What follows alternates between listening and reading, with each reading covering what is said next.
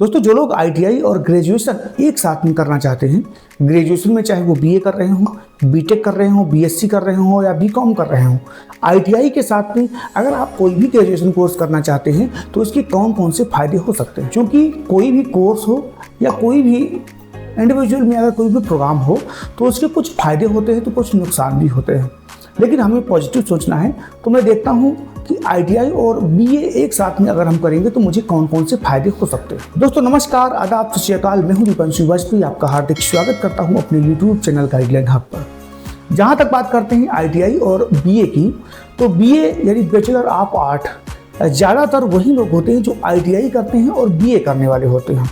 BA क्योंकि एक सस्ता प्रोग्राम है और ज़्यादा सुलभ लोगों को मिल जाता है और ज़्यादा सुलभ तरीके से लोग ही ये पसंद करते हैं। बीएससी भी करने वाले होते हैं, कुछ लोग बीकॉम भी करने वाले होते हैं। तो अगर आप आईटीआई के साथ में कोई ग्रेजुएशन प्रोग्राम करना चाहते हैं, सबसे ज़्यादा इसका बड़ा फायदा होता है कि आप कर लेंगे आईटीआई भी एक शेड्यूल में कर लेंगे और बीए भी उसी समय सारणी के अंतर्गत आप कर लेंगे।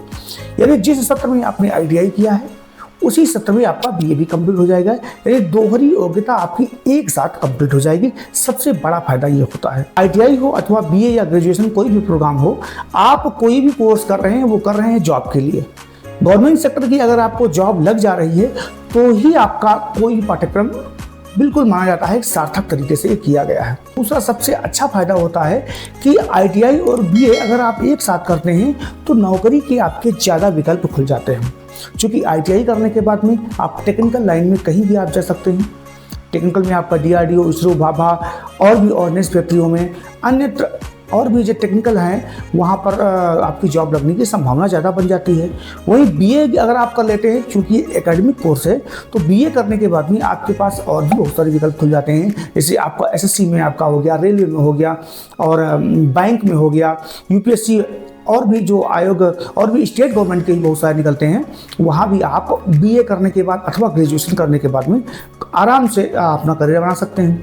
तो आपके पास दो विकल्प हो गए। आईटीआई करने के बाद टेक्निकल की जॉब पा सकते हैं, बीए करने के बाद में आप एकेडमिक प्रोग्राम पा सकते हैं। ये आपके सबसे अच्छा फायदेमंद वाला। तीसरा सबसे अच्छा होता है कि अगर आप आईटीआई के साथ में कोई ग्रेजुएशन प्रोग्राम कर रहे हैं तो आईटीआई के बाद में अगर आपकी जॉब लग गई तो प्रमोशन में जो समस्याएं आती हैं वो समस्या आपको नहीं आती हैं, आसानी से आपका प्रमोट हो जाता है। आईटीआई चूँकि टेक्निकल की जॉब है, अगर आपने एकेडमिक कोर्स किया है तो आराम से आप प्रमोट हो जाएंगे।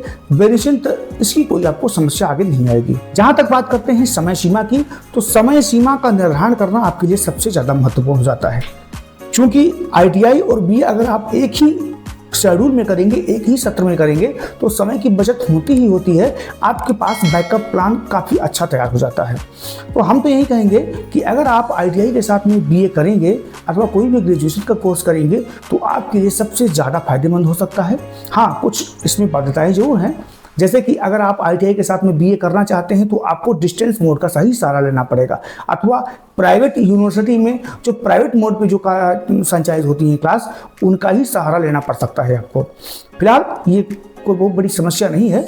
आईटीआई करने के बाद अगर आप बीए या ग्रेजुएशन करना चाहते हैं तो ये आराम से आपको मिल जाएंगे, बशर्ते आपका सेम सत्र में रेगुलर दोनों का आपके कोर्सेज नहीं होने चाहिए। आईटीआई भी रेगुलर कर रहे हैं, क्योंकि आईटीआई रेगुलर कोर्स ही होता है, और ग्रेजुएशन भी रेगुलर कोर्स करेंगे तो आपको समस्याएं आ सकती हैं। तो विशेष ध्यान रखिए कि आईटीआई और बीए दोनों का अंतर होना चाहिए, एक रेगुलर होना चाहिए तो एक आपका डिस्टेंस मोड पे होना चाहिए। फिलहाल इस जानकारी के अंतर्गत आपको इतना ही है। अगर आपके मन में किसी प्रकार का कोई भी प्रश्न उठ रहा है तो आप कमेंट कीजिएगा, जरूर उसका उत्तर पाएंगे।